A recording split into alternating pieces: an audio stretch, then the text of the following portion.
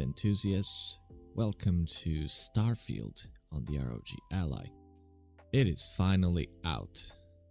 This is the second release date for us peasants that couldn't pay or did not want to pay extra. Get the game almost 6 days before the official release. So what is it like? Well, I was wrong, and I'm very glad actually I was wrong. The game works absolutely fantastic.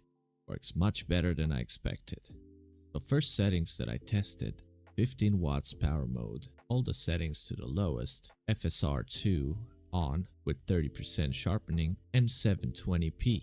But be careful when you choose the settings, because the low preset has a certain percentage of render resolution, and it's not 100%. I think it's 50%. So if your resolution is set to 720p, it would only render 50% of that. If you have 1080p, then it will render to 720p. So back to my settings, 720p, everything lowest, FSR on. The game will run at a steady 30 frames, mostly. It will drop below 30, but not lower than 20. It will actually stay very close to 30. And this is all on 15 watts power mode only. The game runs smooth at that frame rate, and it can go up in areas like inside buildings. On this beautiful but small screen, the graphics actually don't look that bad, even on low. Fallout 76 actually looks terrible on low settings, 720p. This one might have different textures. It is kinda the same engine, but it was updated. Also the performance is better. I don't see any sudden drops in frame rate or insane changes.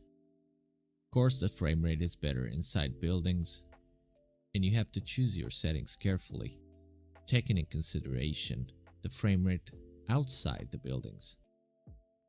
Now, in this power mode, you can't go higher than these settings that I just mentioned. The frame rate will drop way too low, and it would not be playable. And because I don't like going higher than 15 watts power mode, because the battery drains insanely fast, I chose to do the rest of the tests on 30 watts power mode plugged in.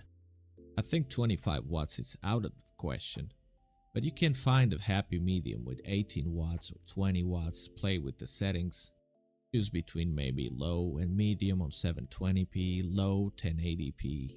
But for me personally, it's not worth it, because 15 watts gives you a lot of battery time, and low settings, 720p, for some reason looks very good on this game, so I will leave it at that.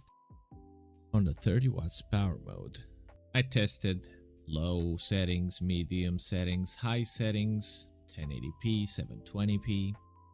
If you want similar frame rates as the ones achieved at 15 watts power mode, 720p low settings, and have better graphical quality, 1080p medium to high settings will be very similar, but look obviously better. But for a very good steady frame rate, 1080p low to medium settings would be advisable. But me personally, I cannot tell the difference between graphical settings in this game. The 1080p resolution actually makes the game look better than 720p, observably better. And what I personally would choose on 30 watts power mode is 1080p with low settings for those extra frames.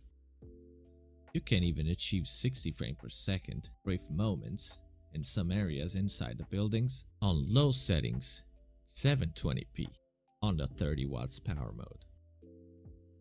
But even though I'm okay with 720p, I like it. In the case of 30 watts, I would choose 1080p over some extra frame rates, because it is a visible difference. Overall, I'm very impressed with how the game runs and how it looks, and also how it plays so far. I don't know how good it is as a game in this genre, or if the story is any good, but the brief time I played it, I had a great time. The controls were smooth and the gameplay was solid. But this is not a review of the game. It's a review of how the game works on the ROG Ally, and it passed the test. Works great, so you can go on and play it. So that's it for this video. Enjoy the rest of the gameplay footage. Comment and tell me how the game works for you and what do you think about it. And I'll see you in the next one. Bye.